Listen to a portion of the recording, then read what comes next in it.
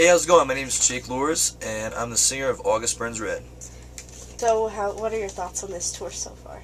This tour? Yeah, this. It's been great. It's a really long tour. I think it's about 7.5 weeks, and we're headlining. We're playing the longest set we've ever played in our career thus far, which is 15 songs, which pans out to be about an hour and 15 minutes. So it's definitely worth it for all our fans, you know, that come out, and they're definitely getting their money's worth, and playing a wide variety of our songs from, you know, the past 4 records. And yeah, it's a lot of work, but it's a ton of fun. The Breathers on the tour. Let Live was on the first half. Those guys are great, and we've got Silverstein, and we've got Texas in July. So it's a big party for us because all of those bands are our friends, and we've toured with them in the past and stuff. So it's been good. So you've toured with all the bands before? Yep. Well, except for Let Live. They were the new guys, but they were really cool. Yeah. Are you guys looking forward to touring out of the country this summer? Yeah, we like touring out of the country. I mean, it's cool because we get to see the world, and we get to meet new people, and, you know, kind of you know, have a little taste of different culture and background, and we're kind of used to touring now out of the States and stuff, so it's become more of a natural thing for us, you know, flying and, you know, going to Japan and Australia and Europe and things like that, and so we've kind of built accustomed to the transportation and that lifestyle. But it's fun. We got a lot of great plans coming up. I don't know if I can really tell you much about it because I don't want to let the cat out of the bag, but yeah, it's gonna be good. Okay. I know you guys just released an album last summer. Are you guys working on anything new or just touring right now? Right now, I mean, we're not really, you know, working hard on writing a new record or new material. I think when it just comes to mind, like, oh, that would be a great lyric, or, oh, you know, this is an idea, or, you know, if JB's got an idea in his head, like of a riff or something, he might work that out. But right now, I think we're just really concentrating on this tour in particular, the here and now, like making sure that we're doing the best that we can to perform, you know, and give a good show, and just kind of more concerned about the touring and the upcoming tours that we have in progress. You know what I mean? Because I mean, we're probably not going to start hitting the writing process until like the end of this year, early next year. It's the most rewarding part of being signed and touring and meeting your fans. Man, I mean, there's a great many like rewards, you know? Like there's tons of blessings that come to being in a touring band. But I would say my number one is probably the fans, like just being able to live my dreams and, like, you know, sing songs and see the reaction and the energy that's at the shows, and just the commitment and the loyalty from our fans is just unbelievable. It blows my mind. Like, I've never seen dedicated fans like ours before, like for any band, and it's cool because they're like committed to us just as much as we're committed to them, you know. And like, you know, we tour hard so that we can be there for our fans, and our fans make it out to our shows. You know, I mean, I know kids that have been like, yeah, this is the 14th time I've seen you. It's like 14's a big number, you know what I mean? And I just appreciate them, and it's a blessing to see so many people come out to our shows. We're headlining this place, and I think like maybe tonight we sell it out at 1,000 people. 1,000 people. That's a lot of people coming to see you play and perform and wanting to be a part of that show with you, you know? So I think that's probably my number one. I know a lot of bands seem to have pranks while touring. Is there, like, do you guys prank each other while pranks? Yeah. I mean, like, end of tour pranks. You usually don't prank bands, like, in the middle of the tour. But, like, maybe, like, last day of the tour, a lot of bands tend to, like, prank each other. What's been your favorite one? Ooh. We just went on tour with The Day to Remember. I don't know if it's my favorite. It was awesome. I don't think I really have a favorite, but we just toured with The Day to Remember, and the last day on tour in Europe, we all just bum rushed the stage and like just danced, and we were throwing toilet paper out at the crowd and running around and just being really goofy with them. Like it was like their last song, I think, and like so we started dancing with them, and just being really ridiculous, you know, just like, because at the end it's like, at the last song of the last show, of the last, you know, tour date, it's like, no one cares, like, they're just excited, you know what I mean, like, it's kind of like, you know, last day of school before summer comes out, you know what I mean, kind of thing, so, we just joke around.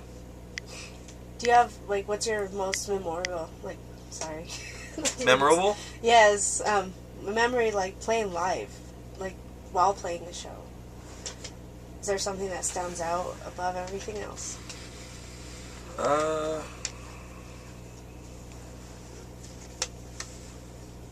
don't know. I mean, I think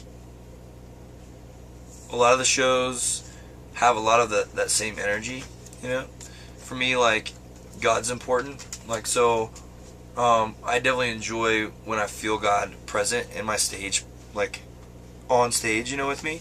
Like, it's really cool. And, so that always stands out to me.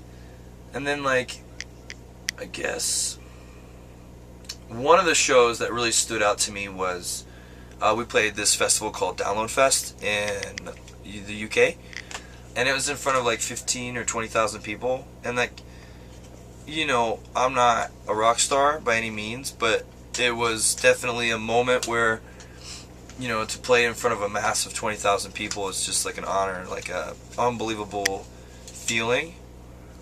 So that definitely registers in my mind. And then even like the moments where we weren't where we're at today, where we're playing in front of like 150 kids in like this tiny little hole in the wall building, you know what I mean? Where it's just like everybody's just sweating and they're just loving it, and it's just, you know what I mean? It's just like perfection. Yeah, it's like, so, you know, you get the there's good in everything, you know what I mean? Like, and so I think those are the memorable shows, you know what I mean? Or the more of just like a awe kind of feeling, you know? Who's been your biggest influence stage presence wise, or it was just all you? Or... Oof, back in the day, probably Tommy Rogers from Between the Bear and Me. He had a sense of like, I don't know, he's not like a big mover. He doesn't run around and, you know, beat on his chest or anything.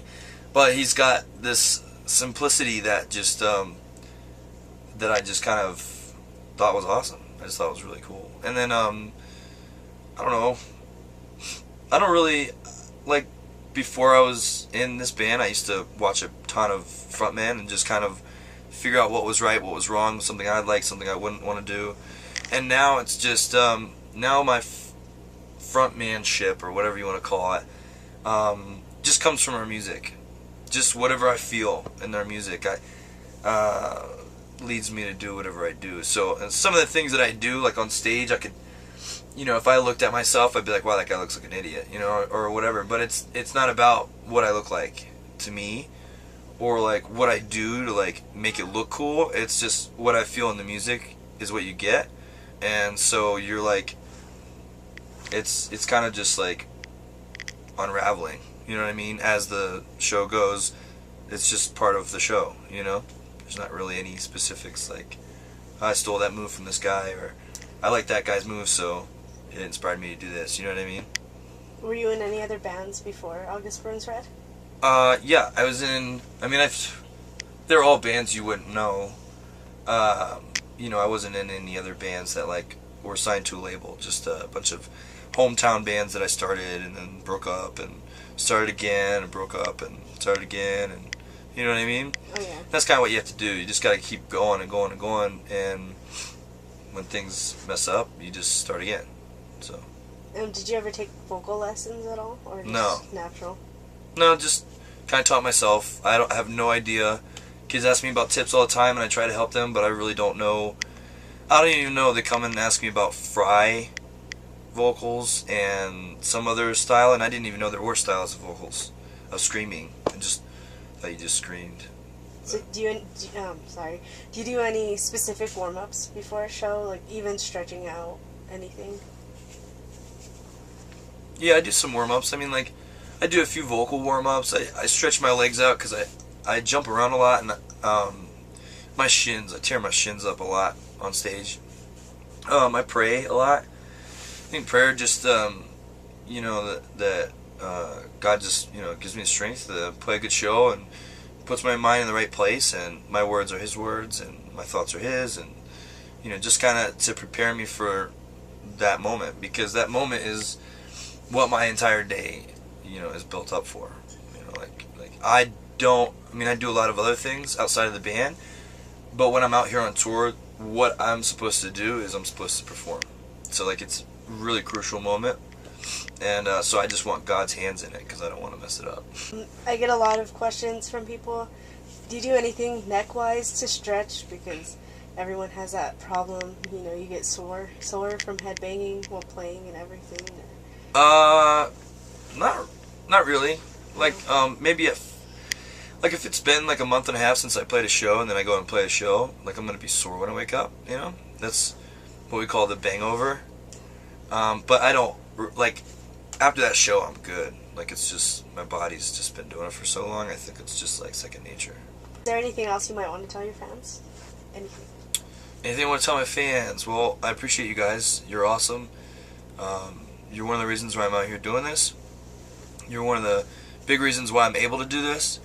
And I just want to keep playing music for God and for you guys, and have fun, and it's just an honor to be able to write music that you guys enjoy and you take to heart, and hopefully it's a positive influence in your life, or inspires you to be a vocalist or a musician, or whatever dreams and desires you have of your hearts, that you can listen to our music and it pumps you up.